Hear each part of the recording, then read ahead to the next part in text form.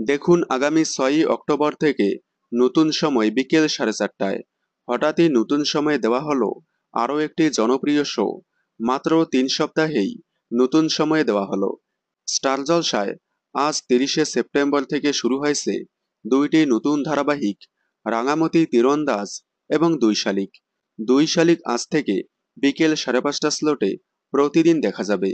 অন্যদিকে রাঙামতি তীরন্দাজ সন্ধ্যে ৭:৩০ স্লটে দেখা যাবে।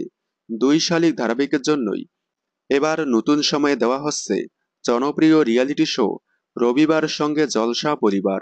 দুই শালিকের টাইম স্লট ঘোষণা হওয়ার পর সবাই ভেবেছিল হয়তো রবিবার সঙ্গে জলসা পরিবার বন্ধ হয়ে যাবে, কারণ দুই শালিক প্রতিদিন সম্প্রচার হবে।